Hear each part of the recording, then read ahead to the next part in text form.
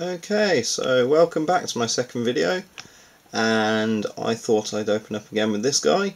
As you can see, since my first video I've added quite a little bit more to it, which is rather cool. I got really excited starting to finish this, and I've already started adding more rust. Okay, now thanks for all the comments from the last video. I took a lot of those into consideration, some of which I will take into consideration soon. I just couldn't be bothered to tonight. It's been a bit of a long day. I actually started uni again today, which I'm quite glad of. It's been 5 months since I've been there, so it's kind of good to get back doing that. So I'm a little bit tired tonight, but this doesn't mean you won't see, say, a tripod in my next videos, which would be quite useful. But there we go. Now, let's try and get some better pictures of this guy than last time.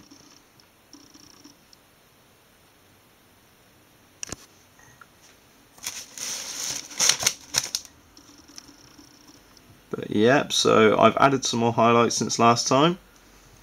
Say on his backpack, on some of the metal bits.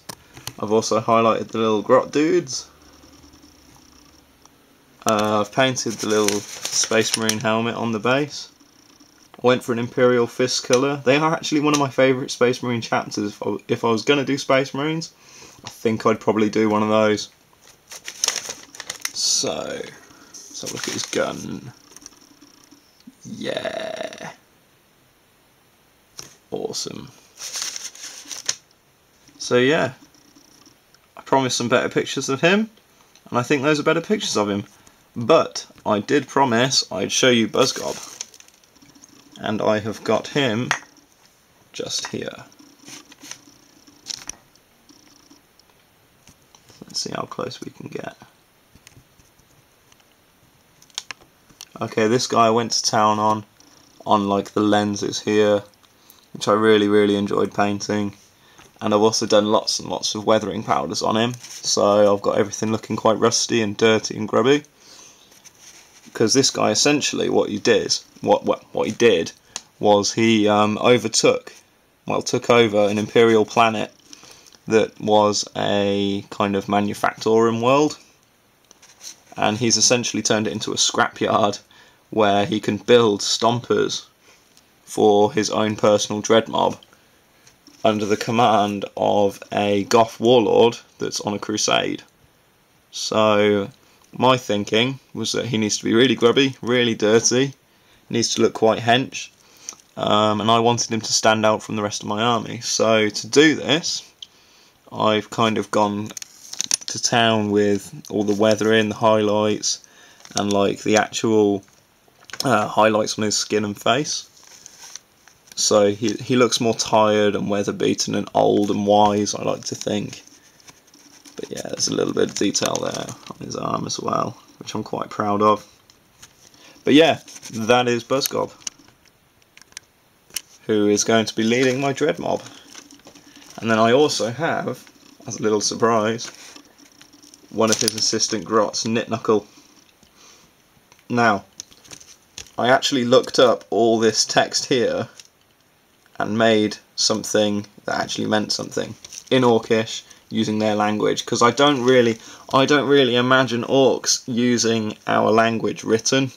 It doesn't sit right with me, so I like to try and use their glyphs as much as I can instead of our kind of actual words. So what you've got is Boss, Buzzgob, Dreadmob, Destroyer, Orky, so I guess the Orky Destroyer, something like that.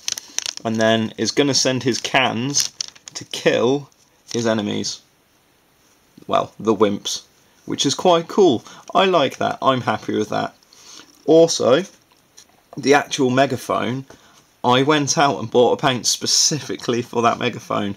I wanted a fluorescent orange megaphone, so I had to buy fluorescent orange paint. But it's turned out quite well. I got a bit confused when it came to kind of shading it. I got really worried that it wasn't going to look fluorescent enough. But I've actually used just the normal Games Workshop washes for this and then highlighted it back up. But even over white, that fluorescent paint, it's still about 7 layers of blooming like fluorescent paint. It's terrible, but it's come out quite strong. It looks a bit wishy-washy, but again, that suits the Orks. It's quite cool. But yeah, so I mean, I've done the check border along here. That's painted on. That's not sculpted on or anything. Again, gone to town with the weathering powders. Also trying to get a nice kind of texture on the material there, or the paper. I think it's crumpled up paper, kind of like plans that he's tried to do and screwed up in the end. But yeah. So in the background, there's another one called Lunt as well. This is Nitnuckle. And those two, they kind of scavenge little bits for Buzzgob. They tell all the other Orks what to do. The Orks are scared to beat them up and tell them to shut up, because they'll just send Buzzgob and his bully boys on them.